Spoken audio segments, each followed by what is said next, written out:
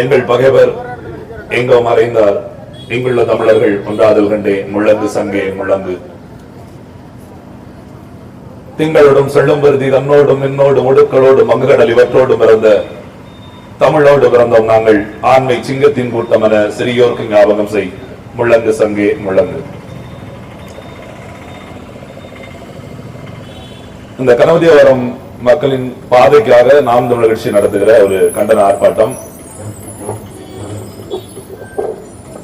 கிட்டத்தட்ட 3 மாத காலமாக இந்த மக்கள் பல்வேறு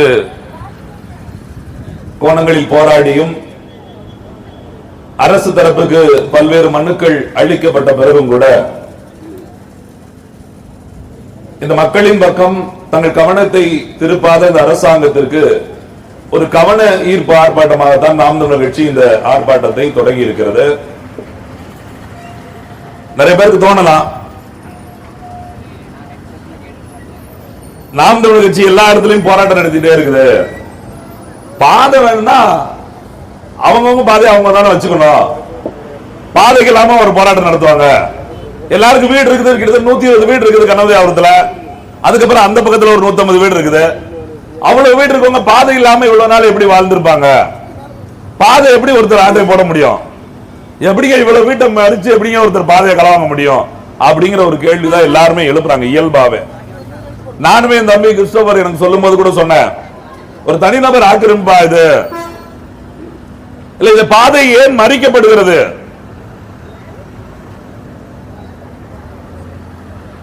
ஒரு ஊரு ஒரு கிராமம் அப்படின்னா நீங்க நல்லா யோசிக்கணும். அரசு அதிகாரிகள் இருந்தா அவங்களுக்கு புரியும் நினைக்கிறேன். மக்கள் எல்லாமே இந்த அரசியல் சட்டத்தை புரிஞ்சு, இந்த அரசியல் சட்டம் என்ன சொல்லுது, சட்டத்தின்படிதான் நம்ம வாழணும் அப்படின்னு சட்டத்தெல்லாம் படிச்சு இந்த அரசு அதிகாரிகள்கிட்ட பேசுவதுக்கு அப்புறம் தான் இந்த அரசு அதிகாரிகள் மக்கள் மக்கள் செவிதாக்கணும் அப்படிங்கிற ஒரு சூழல் வந்தா அந்த நாடு வாழ தகுதி இல்லாத நாடு. ஏன்னா அரசு அதிகாரிகள் அதுக்குதான் படிச்சு வந்திருக்காங்க. தெரியாத பாமர மக்களுக்கு கூட இந்த அரசு விதி என்ன சொல்லுது, இந்த மக்களுக்கு என்னென்ன உதவிகள் எல்லாம் அரசாங்கத்தால் செய்ய முடியும் அப்படின்னு படிச்ச அதிகாரிகள் தான் முடிவு பண்ணி மக்களுக்கு செஞ்சு கொடுக்கணும். ஆனா ஒவ்வொரு முறையும் மக்கள் தான் போராடி போராடி சட்டம் பேச வேண்டியிருக்கு. அப்படியே ஒருவேளை சட்டம் கொஞ்சம் பேசிட்டோம்னு வச்சுக்கோங்களேன், எங்க வீட்டுக்கு சட்டம் பேசுறியா, எங்களுக்கு தெரியாதா, இளவெடுத்தவனே உனக்கெல்லாம் தெருலன்னு தாண்டா நாங்க தெருல வந்து நிக்கிறோம். நீங்க எல்லாம் சம்பளம் வாங்குறீங்களா, எங்க வரி பணத்துல சம்பளம், தலையில தேய்க்கிற எண்ணெயில இருந்து காலில் போடுற செருப்பு வரைக்கும் ஒரு நாளைக்கு 27 பொருட்களுக்கு வரி செலுத்துறோம் மனுஷனா பிறந்த எல்லாரும். அப்படி நாங்க செலுத்துற வரி பணத்துல இருந்து சம்பளம் வாங்குறீங்கல்ல, அந்த சம்பளத்துக்கு நீங்க முறையா வேலை பார்த்திருந்தா தமிழ்நாடு முழுக்க இப்படி ஏதாவது ஒரு போராட்டம் நடத்த வேண்டிய அவசியமே வந்திருக்காது. அதுதான் உண்மை. நாங்க அதனால பல தடவை நாங்கள் அரசாங்கத்துல கோரிக்கை வைக்கிறோம், அடிப்படை சட்டத்தை நீங்க புத்தகத்துல வைங்க. ஏன்னா காவல் நிலையத்துல நம்ம பூஜை கேக்குறாங்க, எங்க கிட்ட நீங்க சட்டம் பேசுறீங்களா? சட்டம் நாங்க யார்கிட்ட போய் பேசுறது? நாயும் பண்ணிட்டே போய் பேசவா?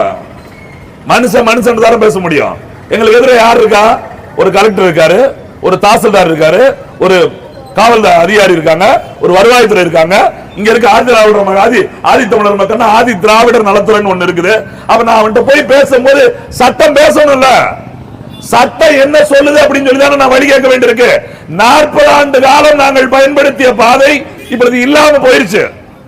சரி, இல்லாம போறதுக்கான காரணம் இப்ப இங்க அங்கே நான் போய் இன்னைக்கு மதியம் வந்திருந்தேன், நான் கூட போய் பார்த்தேன். மக்களுக்கு என்ன சிக்கல் தெரியுமா? நாம ஏதோ போறதுக்கு வழி கிடைச்சா போதும், எப்படியா நடந்து போனா போதும். இங்கிட்டு வழி இருந்துச்சு, இங்கிட்டாக போய்கிட்டு இருந்தோம்.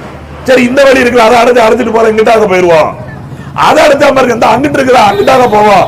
இப்ப திடீர்னு திரும்பி பார்த்தா எல்லாத்தையும் அடைச்சிட்டாங்க. என்னடா வட்டத்துக்குள்ள மாட்டிக்கிட்டோம், சர்க்கஸ் கொண்டுக்குள்ள மாட்டின மாதிரி இப்பதான் தெரியுது. அது என்னன்னா, சர்க்கஸ்ல என்ன பண்ணுவாங்கன்னா அந்த சிங்கம் புலி எல்லாம் வச்சிருப்பாங்க, எல்லா சைடும் முதல்ல வாசல் வச்சிருப்பாங்க. இப்படி திறந்து அப்படி ஓடுமா, அப்படி திறந்து இப்படி ஓடுமா. இந்த குரங்கு ராட்டினம் சுத்து பாருங்க, அது மாதிரி புலியும் சிங்கமும் சுத்திக்கிட்டே இருக்கும், காட்டிக்கிட்டே இருப்பாங்க. ஆனா எங்க சுத்த முடியும்? அந்த கூண்டுக்குள்ள மட்டும்தான் சுத்த முடியும். சுத்தி மக்கள் கை தட்டி வேடிக்கை பார்ப்பாங்க. எதுக்கு? காசு கொடுக்கிறதுக்கு. அப்ப இந்த சர்க்கஸ்கார இந்த மக்கள்கிட்ட இருந்து பணம் வாங்குவதற்காக மட்டும்தான் இந்த சிங்கம் புலி அந்த கூண்டுக்குள்ள உழவு விட்டுக்கிட்டே இருப்பான். இப்ப அது மாதிரிதான் ஆகி போச்சு. 40 வருஷம் பாதை கொடுக்கும், பாதை இருக்கும், பாதை இருக்கு, பாதை இருக்கு அப்படின்னு நினைச்சுக்கிட்டே இருந்தோம். இப்ப பார்த்தா பாதையும் இல்ல, ஒண்ணும் இல்ல. நீ பாட்டு 2 கிலோமீட்டர் சுத்திட்டு வா. நீங்க நினைச்சு பாருங்க, ஒரு சட்டமன்ற உறுப்பினர், அதுவும் எங்க ஐயா சபாநாயகர் வேற, அடேங்கப்பா 234 சட்டமன்ற உறுப்பினர் எவ்வளவு யோக்கியமா பேசணும்னு மணியாற்று இடத்துல இருக்கவர் தெரியுமா? சபாநாயகர்னா என்னன்னு பட்டிமன்றம் பார்த்திருக்கீங்களா? பட்டிமன்றத்தில் நடுவுல ஒருத்தர் உட்கார்ந்து இருப்பாரு, வேலை வெட்டி இல்லாம, அப்படிதானே? நடுவுல ஒருத்தர் உட்கார்ந்து இருப்பாரு, பேசிக்கிட்டு என்ன மாதிரி ஒருத்தர் பேசிக்கிட்டு இருப்பான், டிங் டிங் அப்படின்னு மணி அடிப்பாரு. மணி எதுக்கு நடுவுல உட்கார்ந்துருக்கு அப்படின்னு கேட்டா, இல்ல நேரமாச்சு, நிகழ்ச்சி நடத்தவங்க சொல்லியிருப்பாங்க இவ்வளவு நேரத்துக்குள்ள பேசணும் அப்படின்னு. நீனே இப்படி நேரம் பேசினா அடுத்த ஒருத்தர் பேசுறது சகத்து நேரம், அந்த நேரத்தை முறைப்படுத்துறது. இவ்வளவு நாளைக்குள்ள நடத்தணும் நேரத்தை, அப்ப ஒவ்வொருத்தரும் இவ்வளவு நேரத்துக்குள்ள பேசணும் சொல்லி எல்லோரையும் கட்டுப்படுத்துகிற அந்த பட்டிமன்ற தலைவர் மாதிரி சபாநாயகர் 234 சட்டமன்ற உறுப்பினரும் தமிழ்நாட்டில் இருக்கிற 6 கோடி தமிழர்களும் தேர்ந்தெடுத்த 234 சட்டமன்ற உறுப்பினரும் தங்க தொகுதிக்கு என்னென்ன வேணும்னு பேசிட்டு யார்கிட்ட கோரிக்கை வைப்பாங்க? சபாநாயகர் தான் கோரிக்கை வச்சு, ஐயா அமைச்சர் எந்திக்க சொல்லுங்க நாங்க கேட்கணும், ஐயா அமைச்சர் எந்திக்க சொல்லுங்க நாங்க கேட்கணும். இப்ப நாங்க யார்கிட்ட போய் கேட்டுக்கிட்டு இருக்கோம்? யார்கிட்ட எல்லாரும் அனுமதி கேட்காங்களோ அந்த சபாநாயகரே ஒழுங்கா இல்ல சாமி, நாங்க யார்கிட்ட போய் நிக்கிறது? யோசிச்சு பாருங்க. ஒரு சட்டமன்ற உறுப்பினர் அவர் நினைச்சா இந்த பாதை நாளைக்கு முடிஞ்சு போயிடும். ஏன்னா அங்க இருக்கிறது ஒன்லி கவுன்சிலர் யாரு? திமுக தானே இருக்காரு. கூப்பிட்டு சபாநாயகர் வீட்டுல தானே வந்து விருது கிடக்காரு. அவரை கூப்பிட்டு எங்க ஐயா அப்பா அப்படி கூப்பிட்டு, எப்பா அதுல ஒரு 1.5 சென்ட் ஒதுக்கி விடியா என்னன்னு கேளு. அந்த இடம் யார்கிட்ட இருக்குது? ஏற்கனவே ஒரு கிணறு இருக்குது. அப்ப கிணற கண்டிப்பா விற்க முடியாது. கிணற மூடனாலும் அதுக்கு நிறைய சிக்கல் இருக்கு, அதை பண்ண மாட்டாங்க.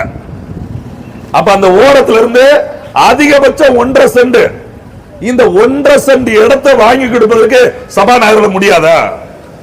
முடியும், ஆனாலும் முடியாது.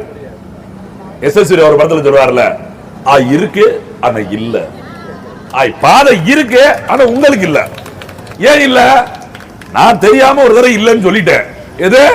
சபாநாயகர் ஒரு தடவை பேச வரும்போது சொல்லிட்டாரு உங்களுக்கு எல்லாம் பாதை இல்லன்னு. இப்ப திருப்பி பாதை வாங்கி கொடுத்துட்டா யாருக்கு மரியாதை எல்லாம் போயிடும்?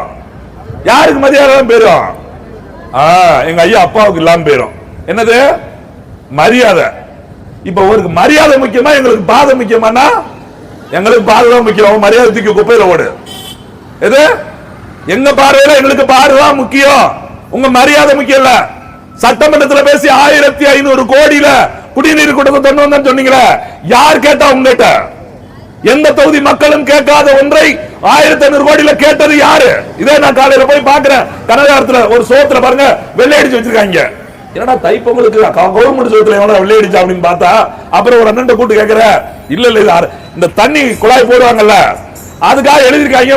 4 வாரத்துக்கு முன்னாடி முதல்ல எழுதிருக்காங்க மாவட்ட கவுன்சில் நிதியிலிருந்து உருவாக்கப்பட்ட திட்டம் எழுதிருக்காங்க. 2 வாரம் கழிச்சு வெள்ளை அடிச்சுட்டு ஒன்றிய கவுன்சில் நிதியிலிருந்து வந்த திட்டம் எழுதிருக்காங்க. இப்ப மறுபடியும் அழிச்சு வச்சிருக்காங்க. நீ எவன் நிதி திட்டம் போடன்னு தெரியல. ஒரே குழாய், ஒரு பிள்ளைக்கு எத்தனை பேர் அப்பம் பேர் வைப்பீங்க? ஒத்த பிள்ளைக்கு வேண்டாம் வாரம் போறவங்க அப்பன்னா அப்புறம் நிலம் என்ன ஆகுறது? திட்டம் ஒண்ணுதானே. அப்ப மாவட்ட கவுன்சில் நிதியில் கட்டப்பட்டதா, ஒன்றிய கவுன்சில் நிதியில் கட்டப்பட்டதா, எம்எல்ஏ சட்டமன்ற உறுப்பினர் நிதியில் கட்டப்பட்டதா, இல்ல எம்பி வர ஒருத்தர் இருக்காரு? ஒரே திட்டத்துக்கு இத்தனை பேர் நிதி கொடுத்தீங்கன்னா உண்மையிலே காசெல்லாம் எங்க போகுது? அந்த திட்டத்தை நீங்க சாதாரண ஒரு வார்த்தை பேசி உங்க கட்சிக்காரருக்கு கூப்பிட்டு ஒரு சென்ட் ஒதுக்கி ஒரு 3 அடி பாதைங்க, பெரிய 21 அடி பாதை எல்லாம் கேட்கல. நாங்க அப்படியே காரை கொண்டு போனோம், லாரியை கொண்டு போனோம் கேட்கலையே. அப்படி எல்லாம் பார்த்தா அங்க வீடு கட்டிருக்கோங்க, லாரி கொண்டு வரதுக்கு பாதை விட்டதே நாங்க தானே. எங்க ஊர் பாதை வழியா தானே போய் லாரியில செங்கல் மணல் எல்லாம் அந்த பாதையில போச்சு. அப்ப நம்ம பாவமே தானே பாத்துக்கிட்டு இருந்தோம். அவர் காசு இருக்கு, அவர் கட்டுறாரு, கடையாது நம்ம கவர்மெண்ட் பாதை தானே, நம்ம தலையிலேயே தூக்கி லாரிய போகுது அப்படின்னு தானே வேடிக்கை பார்த்தோம். ஒண்ணு சக மனுஷனுக்கு வழி விடணும்னு சொல்லி சக மனுஷனுக்கு தெரியணும். இந்த 6 அறிவுன்னு ஒண்ணு படிச்சா பாருங்க, எப்படி அடுத்தவனை ஏமாத்துறதுக்கு தான் அந்த அறிவே பயன்படுது. உண்மையிலே 5 அறிவு இனங்கள்ட்ட இருக்கக்கூடிய அந்த சக நன்மை கூட 6 அறிவு இனங்கள்ட்ட இல்ல. மனுஷனை ஏமாத்துற பழக்கம் மட்டும்தான் நிக்குது. நீங்க நினைச்சு பாருங்க, அங்க அவ்வளவு பெரிய பட்டா போட்டு இடத்தை விக்கிறாங்கல்ல. ஒரு ஊராட்சி இருக்குது, ஒரு ஊராட்சி ஒருத்தன் பிளாட் போடுறா அப்படின்னாலே இடத்தை விற்பனை செய்ய போறான் நிலத்தை அப்படின்னாலே அவன் எங்க வந்து அப்ரூவல் வாங்கணும்? ஊராட்சி மன்றத்துக்குள்ள வரணும். அப்படி வரும்போதே ஊராட்சி மன்றம் என்ன கேட்கும்? சரியா எல்லாத்தையுமே சரி பண்ணிருக்கானா? கொடுக்கப்பட்ட வீடுகளுக்கு 4 வெளியிலும் பாதை விட்டுருக்கானா? ஏற்கனவே இருந்த பாதைகள் ஏதாவது வழித்தடங்கள் அடைபட்டிருக்கிறா? அப்படி எல்லாம் பார்த்து சரியான பாதை எல்லாம் டிராயிங் வரைஞ்சு கொடுத்ததுக்கு அப்புறம் தான் ஒப்புதலே கொடுத்திருக்கணும். 15 வருஷத்துக்கு முன்னாடி அப்படி சரியா ஒப்புதல் கொடுக்காம விட்டது அந்த பஞ்சாயத்தோட தப்பு, நம்ம தப்பெல்லாம் கிடையாது. நீங்க என்னைக்கு மனசுல குற்ற உணர்வு இருக்காதீங்க.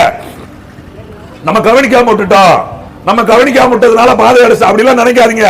நம்ம சாதாரண குடிமக்கள், நமக்கு தெரியாது. அந்த பேர் ஊராட்சி மன்ற பொறுப்பாளர்கள் அதை கவனிச்சிருக்கணும். இப்ப அதை சரி செய்ய வேண்டியது யார்கிட்ட இருக்குது?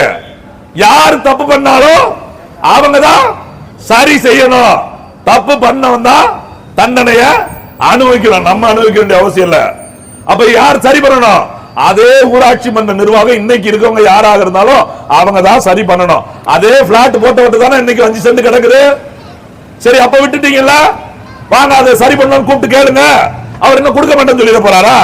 அப்படியே சொல்லிட்டாலுமே போட்டோ பிளாட்டுக்கெல்லாம் ஒரு செக் வைக்க உங்களால முடியாது. ஏன்னா ஊராட்சி மன்றத்தை எடுத்து பேசினா தண்ணி கூட விட மாட்டீங்க, கரண்ட விட மாட்டீங்க, வீட்டுக்கு முன்னாடி போய் தோண்டி வச்சிருக்கீங்க, என்னென்ன வேலை பாக்குறீங்க. ஏன் அவர் 5 சென்ட் தரமாட்டேன்னு சொல்லிட்டா உங்களால வாங்க முடியாதா?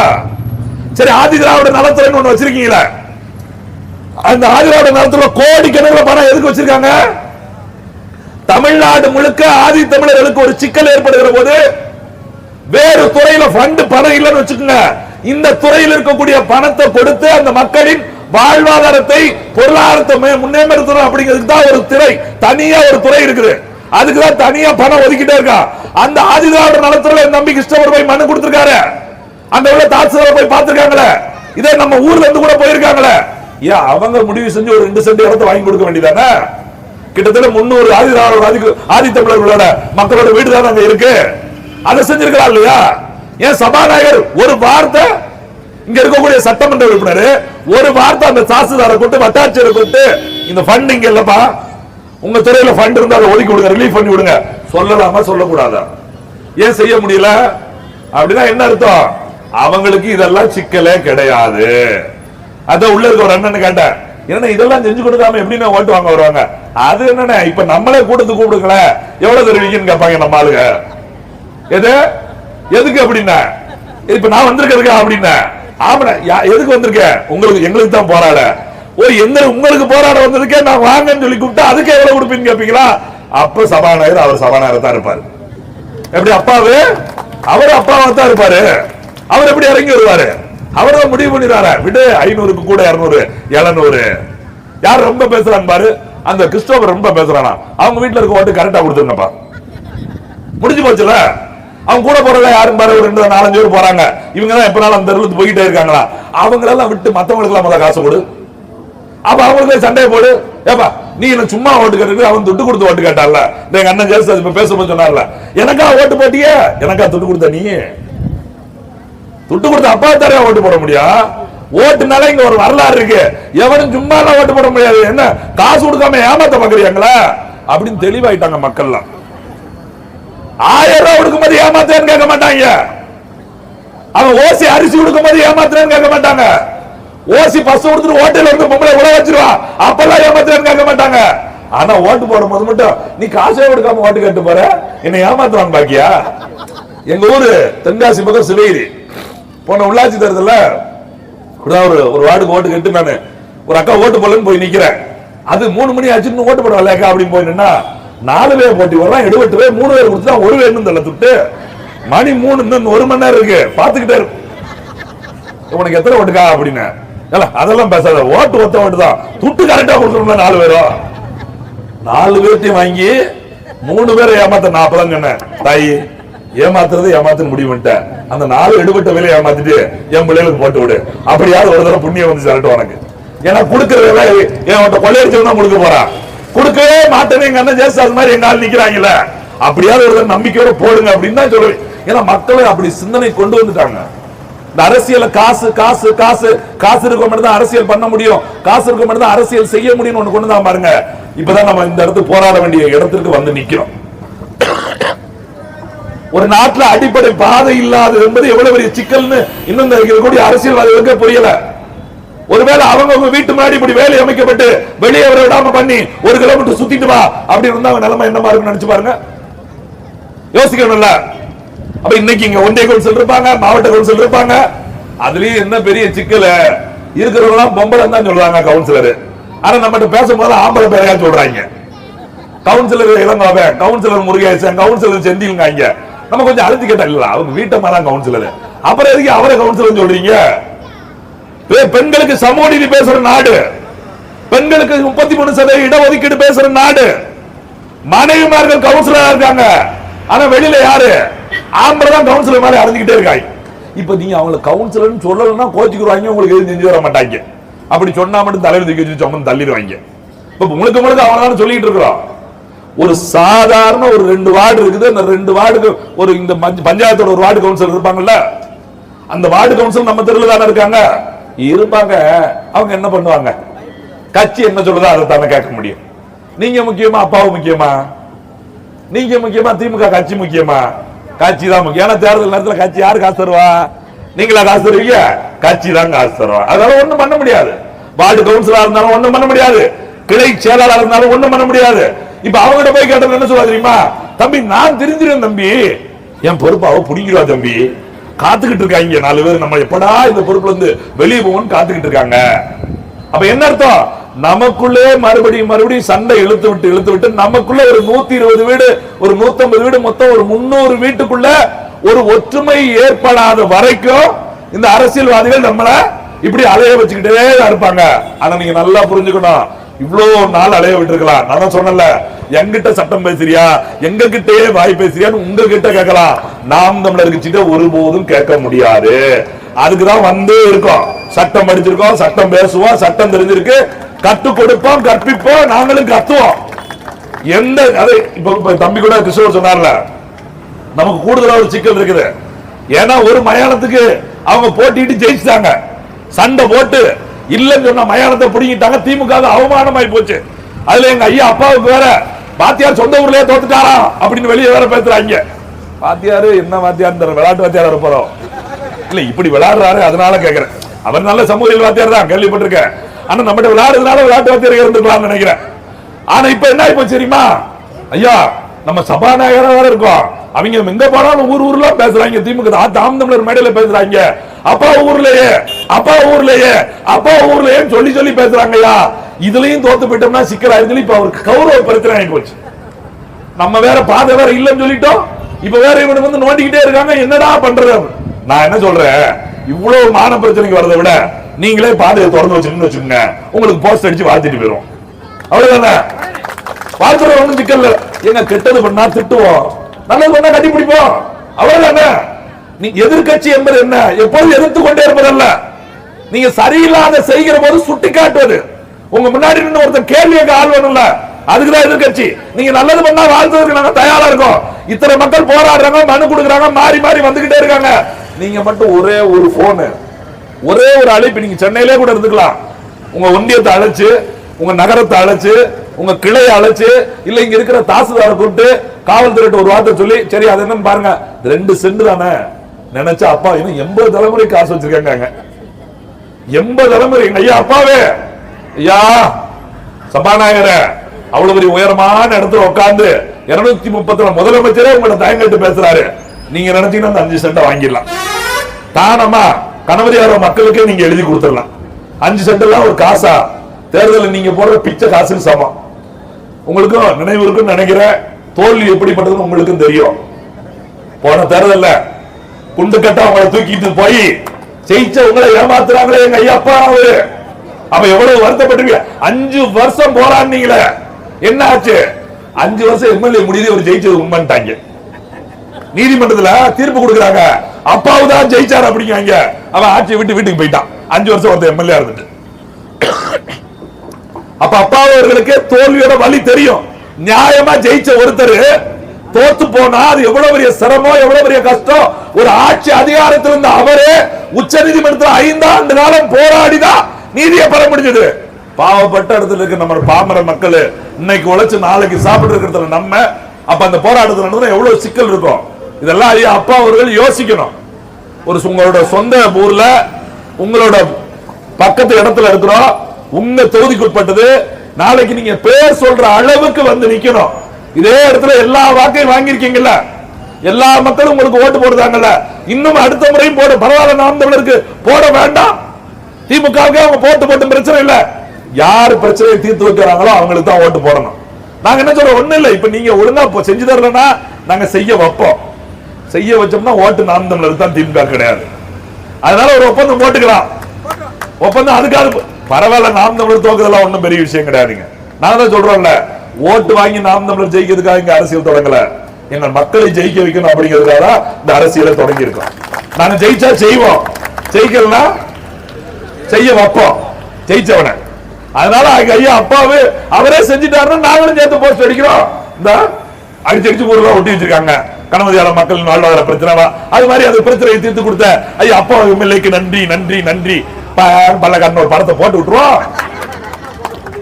விஜய் ஒரு பெரிய விஷயம், போட்டாலும் அதே காசு, போராட்டம் அதே காசு, 2 போட்டோ வேணா போட்டு விடுவோம். திமுக இருக்கும் கொஞ்சம் மாதிரி யோசிங்க. ஒரு பாமர மக்கள் வாக்கு செலுத்தி வரி செலுத்துறவங்க ரொம்ப எளிமையா கடந்து போயிடக்கூடாது. ஏதோ ஒண்ணும் தெரியாம இருக்காங்க அப்படிலாம் நினைக்காதீங்க. நீதிமன்றம் இருக்குது, இங்க சட்டம் இருக்குது, ஒவ்வொரு இடத்திலும் ஒவ்வொரு படி தாண்டுவதற்கு மக்களுக்கு அதிகாரம் இருக்குது, ஆட்சி இருக்குது, நிறைய சட்ட விழிப்புணர்வு வந்துருச்சு. கட்டாயம் போராடிதான் ஜெயிக்கணும் அப்படிங்கிற நிலைமை வந்தா கண்டிப்பா இந்த கனவுதியார மக்கள் தான் அந்த இடத்துல வெற்றி பெறக்கூடிய ஒரு வாய்ப்பு உருவாகும்.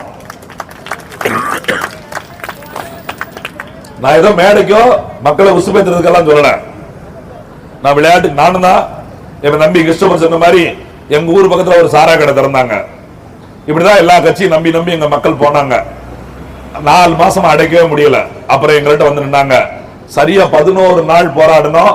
9 நாள் தொடர்ச்சியா போராடி கடைசி 2 நாள் தண்ணி குடிக்காம உண்ணாவிரதம் இருந்து அந்த கடை அடைச்ச 6 வருஷம் ஆச்சு. இன்னை வரைக்கும் கடையை மறுபடியும் திறக்கவே முடியல. அவன் முயற்சி பண்ணிக்கிட்டே இருக்கான். இந்த முருங்கை மரத்துல வேற கதை சொல்லுவாங்கல்ல, அது மாதிரி நாங்க வெட்டி வெட்டி தோல்ல போட்டு வந்துகிட்டே இருக்கும். அவன் மனு போட அந்த மனுவை தூக்கி குப்பையில போட, அவன் மனு போட அந்த மனுவை தூக்கி குப்பையில போட. ஏன் நியாயம் எங்க பக்கம் இருக்குது? படிக்க போற குழந்தைகள் நடந்து போகிற இடத்துல சாராய கடை இருக்க கூடாது சட்டம் சொல்லுது. ஊர்ல இருந்து 500 மீட்டருக்கு பக்கத்துல சாராய கடை இருக்க கூடாது சட்டம் சொல்லுது.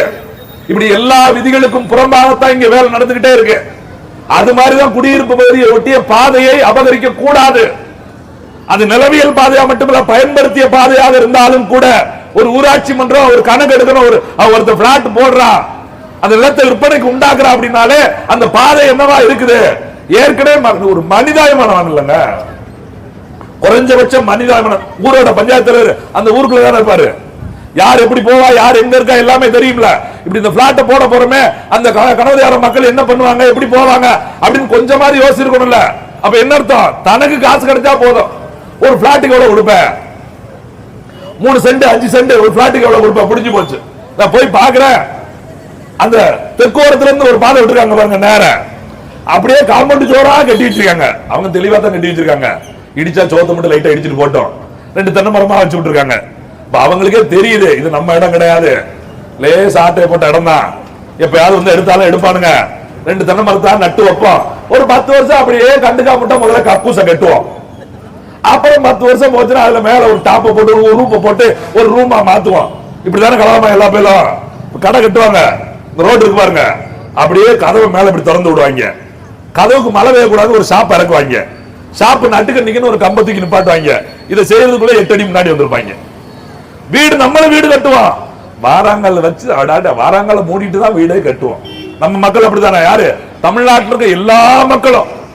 அவர் அரசு வேலையில இருந்தாலும் சரி, படிச்சவனா இருந்தாலும் சரி, படிக்காலும் சரி, வீடு கட்டுறோம்னா நம்ம இடம் எது வரைக்கும் இருக்கோ அது வரைக்கும் சுவரு. படிக்கட்டு எங்கடா போய் வைப்ப? அது கவர்மெண்ட் இடத்துல வச்சுக்கலாம். ஏன்னா கவர்மெண்ட் புறம்போக்கு சொத்து. அப்புறம் வீட்டை இடிக்க வந்தாலும் வச்சுக்க, இடிக்காதே இடிக்காதே, எங்க இடத்தை இடிக்காதே. டேய் வராங்கல்ல, சாக்கடை எல்லாம் முடியலப்பா. என்னடா இவன் உடனே சொல்லுங்க, சார் நான் 3 படிதான் வச்சிருக்கேன் சார். அவர் பாருங்க கார் போறதுக்கு செட்டே போட்டிருக்காரு. என்னன்னு பார்த்தா அவர் கவர்மெண்ட் வேலை பாரு. அவங்க சட்டம் படிச்சவங்க, ஆனா அதுக்கு மேல ஏமாத்துறதுக்கு எல்லா வேலையும். இப்படி இயல்பாவே என்னன்னா நாமளே என்ன குற்றவாளியா மாத்திட்டான். தேர்தலில் பணம் கொடுக்குறது குற்றம் தானே. பணம் வாங்கிட்டீங்கன்னா ஓட்டு கேட்டு போகும்போது நீங்க போய் நிப்பீங்க, சார் ரோடு போடல சார். எந்த ஒரு கனவதியாரம் கோட்டருக்கு ஓட்டு போட்டவங்க தானே, 200 வாங்கிட்டு ஓட்டு போட்டவங்க தானே. 300 நம்ம கனவதியாரம் மட்டுமல்ல, காவல் கிணறு மட்டுமல்ல, ராதாபுரம் மட்டுமல்ல, தமிழ்நாடு முழுக்க இருக்கிற அரசியல்வாதி எல்லாரும் அப்படிதான் கேள்வி எழுப்புறான். எவனாவது ஒருத்தன் காசு வாங்காம ஓட்டு போடுறான் பாருங்க, அவன் மட்டும்தான் நெஞ்சு நிமித்தி போராடிக்கிட்டே இருக்கான் கடைசி வரைக்கும். எப்படி என் தம்பி கிறிஸ்தவர் முன்னாடி வந்து நிக்கிறான் பாருங்க.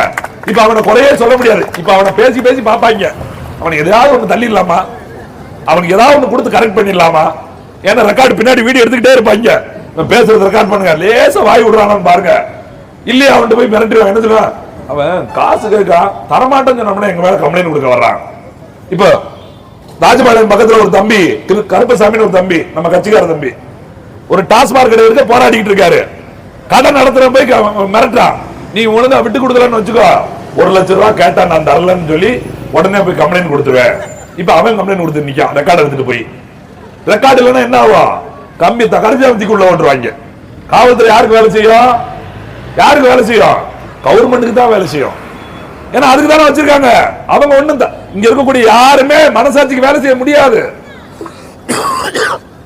நீங்க நினைச்சுக்கலாம் நம்ம அண்ணன் நம்ம மாமன் ஒண்ணும் பண்ண முடியாது. இந்த அருகே தென்காசி ஆலங்குளம் ஒரு ஊர் இருக்கு, ஆலங்குளம், அங்க பிரபாகரன் ஒரு இந்த பேரு வச்சிருந்தாலே மனுஷன் நியாயமா தான் இருக்காங்க. பிரபாகரன் பேரு போலீஸ்ல வேலை பார்க்காரு, ஒரு முதல்நிலை காவலர், 11 வருஷமா இருக்க சிவகிரி ஸ்டேஷன்ல.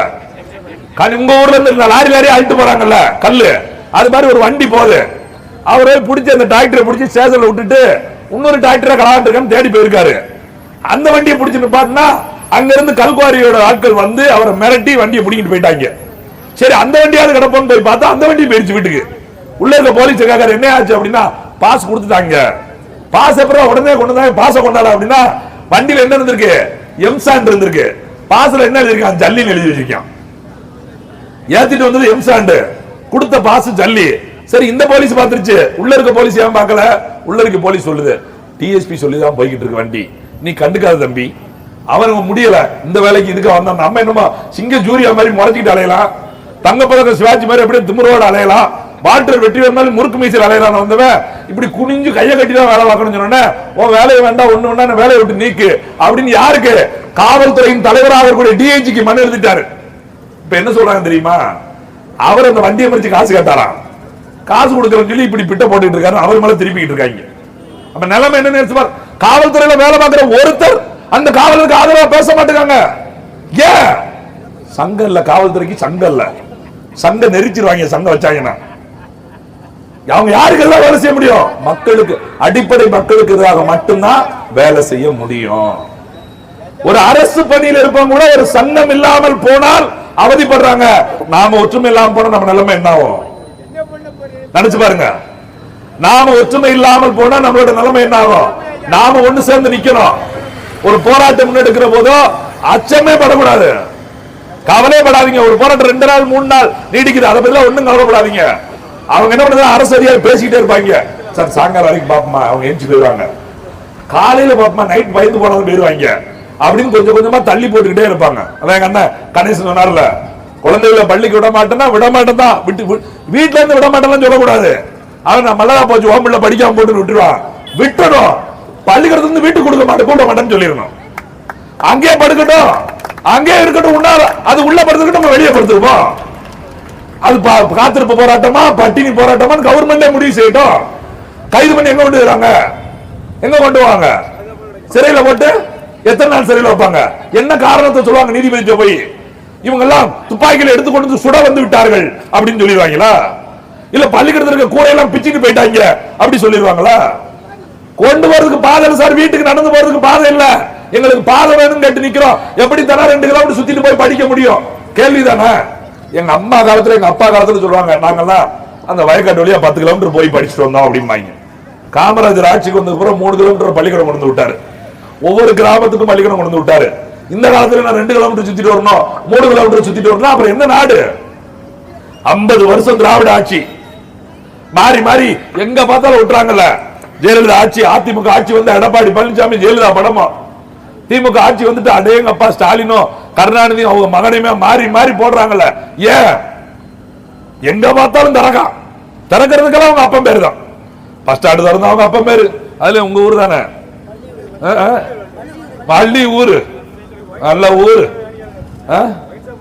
அதான் கக்கூசுக்கும் ஒயின் சாப்பிட்டு மட்டும் தான் கருணாநிதி பேர் வைக்கல, மத்த எல்லாம் கருமாந்திரத்துக்கு வச்சுட்டாங்க. அதுல அவங்க அப்பா அம்மா படத்தை வேற, ஐயா அப்பாவு உங்க அப்பா அம்மா படத்தை வைக்கியா, புண்ணியமா போ, நீங்களாலும் தமிழ்நாட்டில் பிறந்தவங்க, யாருன்னு தெரியாதவங்க படத்தெல்லாம் தலையெல்லாம் திறந்து வச்சுக்கிட்டு எல்லாத்துக்கும் இந்த நாட்டோட வரி பணம்.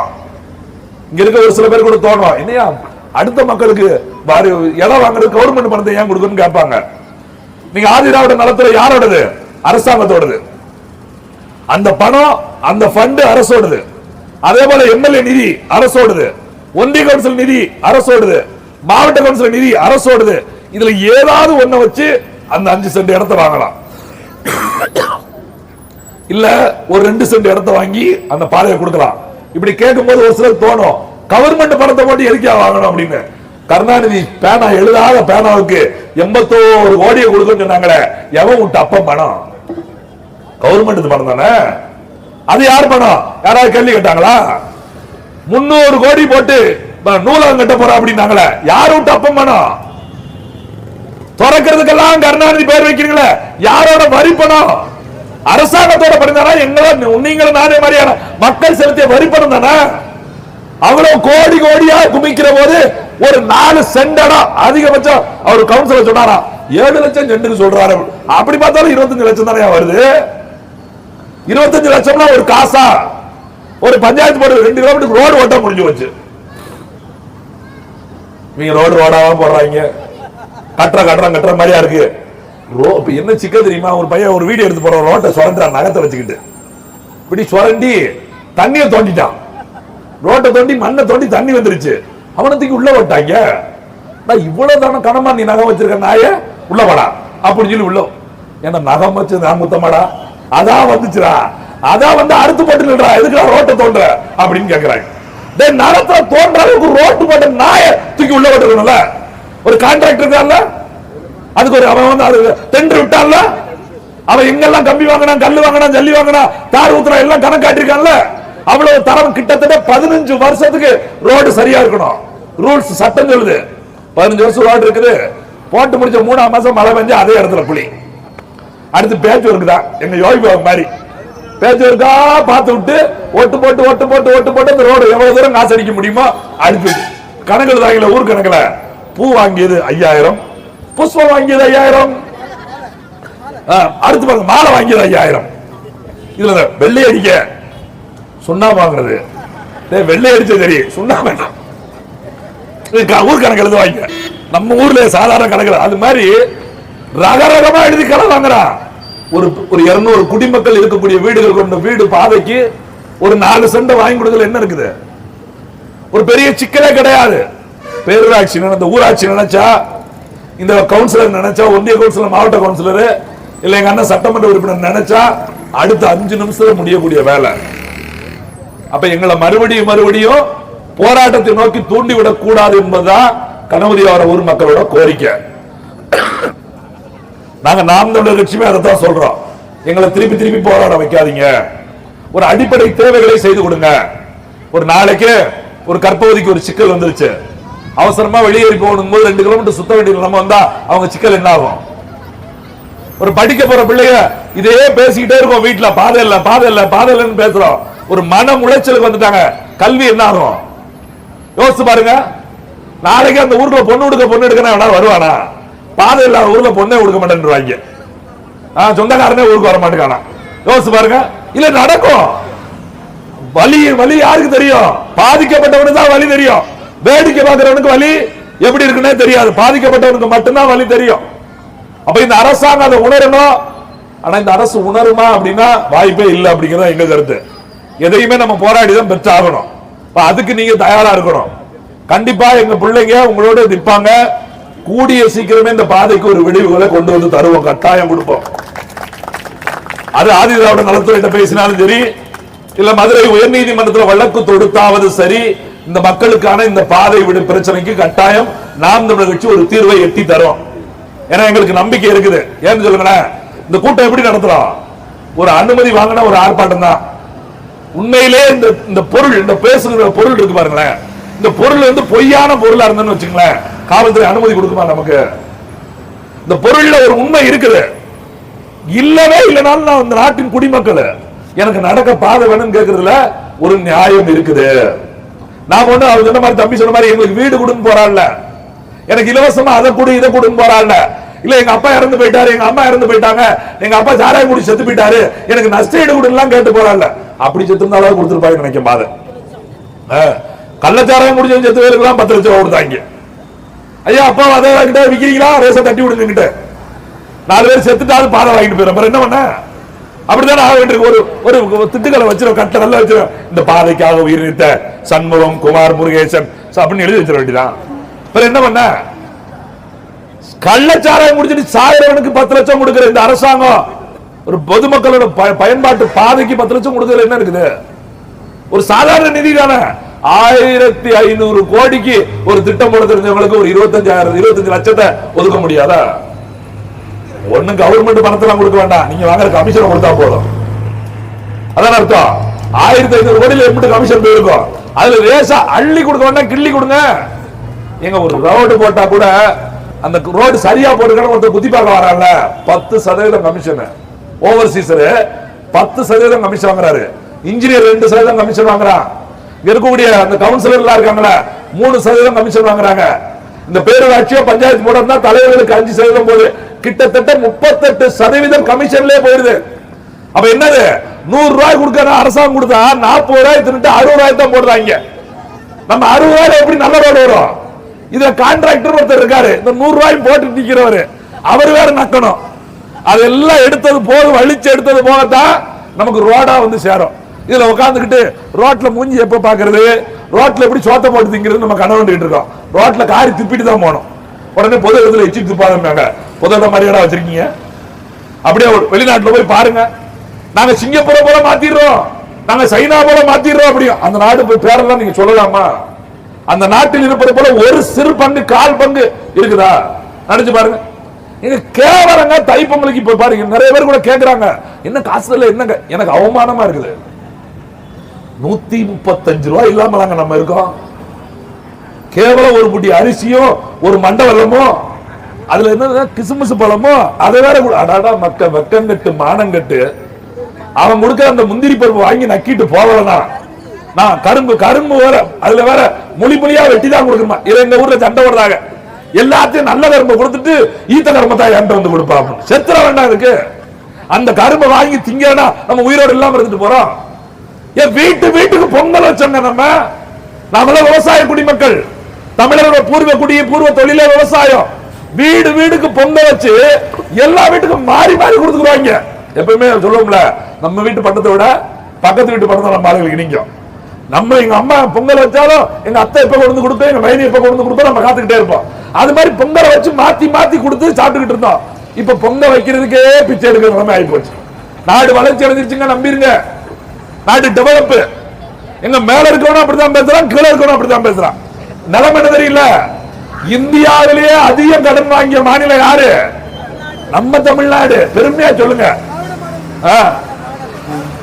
எது 50 வருஷ திராவிட ஆட்சி இன்னைக்கு முதல் இடத்துல கடல்ல வந்து நிக்குது. இந்தியாவில் நிலைமை என்ன தெரியுமா?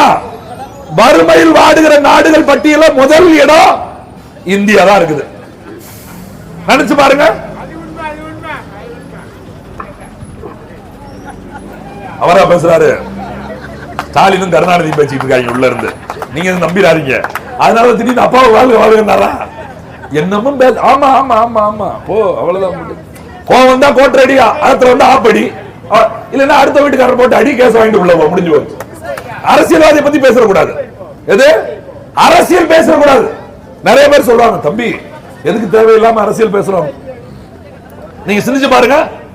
அரசியல் இல்லாம இங்க எதுவுமே கிடையாது. உங்களுக்கு நினைவு இருக்கா? 500 ரூபாய் பழைய 500 ரூபாய் 1000 நோட்டு காணாம போச்சு. எங்க போச்சு தெரியுமா? எப்படி காணாம போச்சு? பழைய 500 1000 செல்லாதுன்னு அறிவிப்பாங்கன்னு யாராவது கனவுல நினைச்சோமா? ஆனா அரசு அதிகாரம் ஒரே நாள் ராத்திரி 8 மணிக்கு அவ்வளவு முடிஞ்சு 2 நாள்ல செல்லாதுன்னா செல்லாதான். யார் அறிவிச்சா? அரசு அதிகாரத்தில் இருக்கவங்க. அவங்க பிரதமர் ஆனதுக்கு யாரு காரணம்? நீங்க போட்ட ஓட்டு.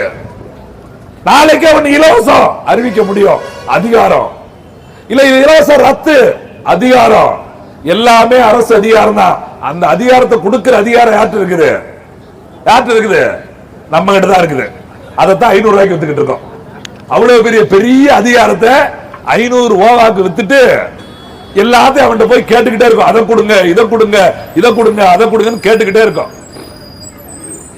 எத்தனை நாளைக்கு நம்ம கேட்டுக்கிட்டே இருக்குது? நாம எப்பதான் கொடுக்கிற இடத்துக்கு உயர்றது? அப்படி யோசிக்கணும்ல. அப்ப அரசியல் கட்டாயம். நான் உங்களுக்கு மட்டும் சொல்ல, எல்லாம் இந்த காணொலி பார்க்குற எல்லாருக்குமே சொல்றேன்.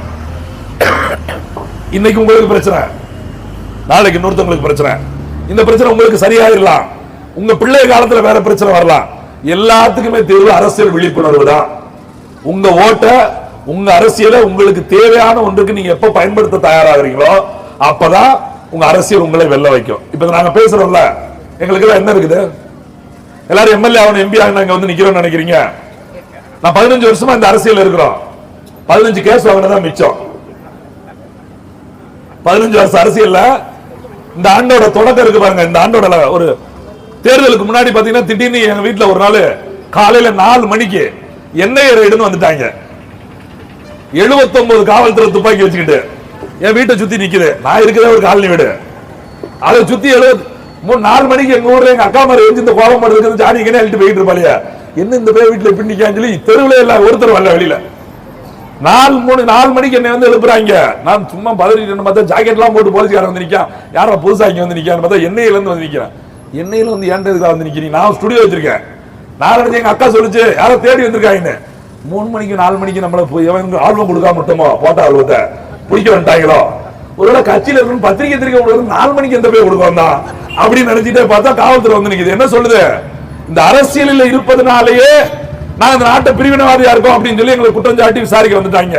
4 மணி நேரம் வீட்டுல 1/2 மணி நேரத்துக்கு மேல தேடுறதுக்கு இடம் கிடையாது. வீட்டுல தேடுறதுக்கு 1/2 மணி நேரத்துக்கு மேல இடம் கிடையாது. 4 மணி நேரம் பரிசோதனை பண்ணிட்டு ஒண்ணு இல்லைன்னு எழுதி வாங்கிட்டு போயிட்டாங்க. அதான் ஊருக்குள்ள பேசுறாங்க பாருங்க பேச்சு. அடையா இந்த அப்படியா இந்த இப்படியா அங்க வச்சிருக்காரா இங்க வச்சு இந்த சாராய கடைக்கு போறான் நம்மள மதியே அந்த வாங்கின காசு அங்கதான் வச்சிருந்தாராம், அதைத்தான் தோண்டிக்கிட்டு இருந்தாங்களாம். அந்த செங்கச்சோல வேண்டான்னு போறாங்கல்ல அவங்க எல்லாம் காசு வாங்கியிருந்தாங்களாம். ஒண்ணு செங்கச்சோலக்காரங்க பாட்டி வச்சுக்கிட்டு இருக்கான், மதிவான வீட்டுல ரெய்டு அடிக்காங்க அப்படின்னு. உண்மையிலே என்ன நடந்து தெரியுமா? உண்மையிலே என்ன தெரியுமா? அங்க இருக்கிற வந்துட்டு இன்ஸ்பெக்டர் வந்துட்டு எல்லாம் கேட்டுட்டு சீக்கிரம் கல்யாணம் பண்ணிக்க சார் அப்படின்னு சொல்லிட்டு போயிட்டான். ஏன்னா ஊர்ல இருக்கவன் அந்த ஓவலை பத்தி பார்த்துறான்னா டெல்லியில இருந்து வந்து நீமா சொல்லிட்டு என்னன்னா காவல்துறைனா பயப்படுறாங்க, அரசுனா ஒண்ணும் கிடையாதுங்க. பாபு சிதம்பரனார் போராட்டமா? இந்த நாட்டின் கொடிக்காக செத்து போன திருப்பூர் குமரன் அவன் பார்க்காத போராட்டமா? இன்னைக்கு வேணா பாபு சிதம்பரனாரை பத்தி இவ்வளவு பேசுறமே, அவர் பாடுபட்டது எவ்வளவு இருக்குன்னு யோசிச்சு பாருங்க. ஒரு பெரிய பணக்கார ஜமீன் வீட்டுல பிறந்தவர், சொத்து அத்தனை வித்து என்ன பண்ணாரு? இந்த நாட்டு மக்கள் வாழணும், இந்த நாட்டின் வாணிபத்தை காப்பாற்றணும் சொல்லி 2 கப்பல் சுதேசி கப்பலை ஓட விட்டான். கடைசி என்ன நடந்துச்சு தெரியுமா? அவரோட வழக்கறிஞர் பட்டத்தை பிடிங்க அவனை சிறையில போட்டாங்க. சிறையில் மாடு இழுக்க மறுத்த செக்க எழுத்தான் படிக்கிறோமே. ஏன் எத்தனை பேர் காந்தி எல்லாம் பீத்துறாங்கல்ல, எத்தனை போராட்டம் நடத்துறான்னு சொல்றாங்கல்ல, யாரும் சந்திக்காத போற சிறையில இவனுக்கு எதுக்கு மாடு இழுக்க மறுத்த செக்க எழுத்து விட்டாங்க?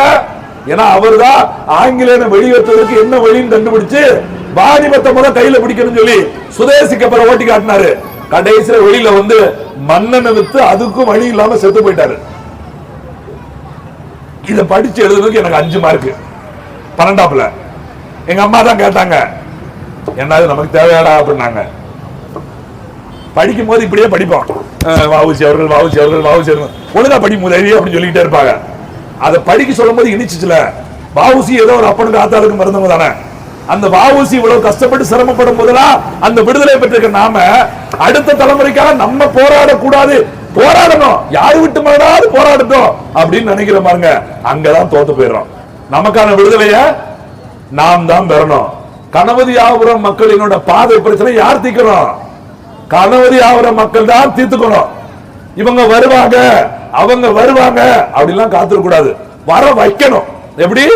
உங்களோட ஒற்றுமையை பார்த்து உங்களோட போராட்ட உறுதியை பார்த்து எங்களை ஆட்களை வர வைக்கணும். இப்ப நாங்க ஒரு ஊன்றுகோல், இது மாதிரி எல்லாரும் உங்க பக்கம் திரும்புறதுக்கு நீங்க தான் சரியான உத்தியை கண்டுபிடிச்சு சரியா நிக்கணும்.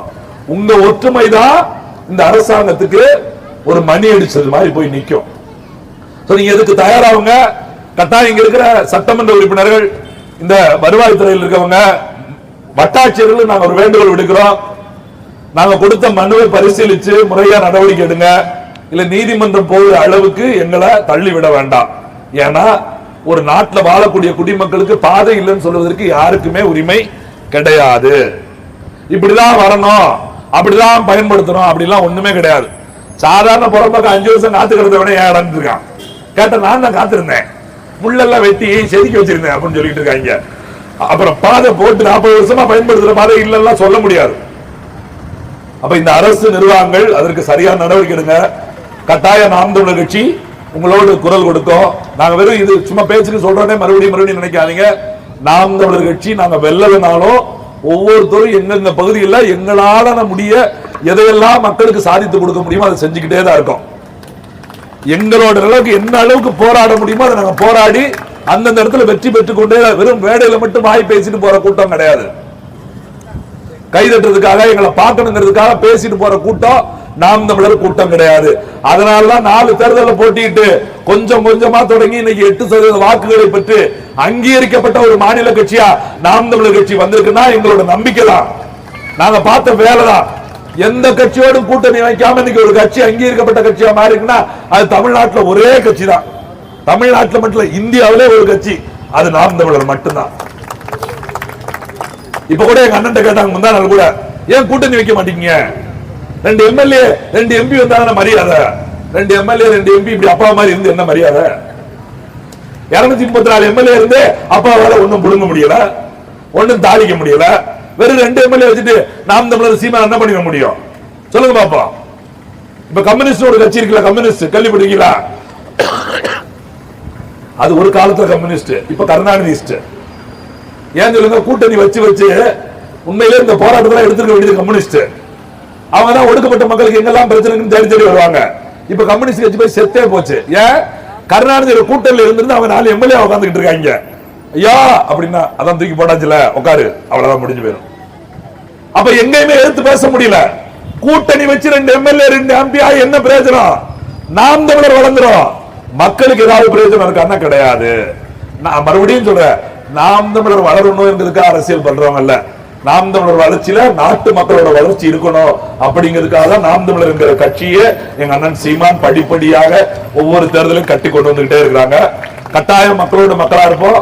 அரசு துறை எங்கள் கோரிக்கையை ஏற்று முறையா விரைந்து எங்க இருக்கக்கூடிய எங்க போராட்டத்துக்கு அனுமதிச்ச காவல்துறை அதிகாரிக்குமே நான் வேண்டுகோள் விடுக்கிறோம். நாங்க கொடுத்த மனுவை ஒரு பரிசீலனை பண்ணுங்க, ஒரு பேச்சுவார்த்தைக்கு கூப்பிடுங்க. இந்த அரசு நிர்வாகங்களுக்கு எங்களோட உதவியா நில்லுங்க.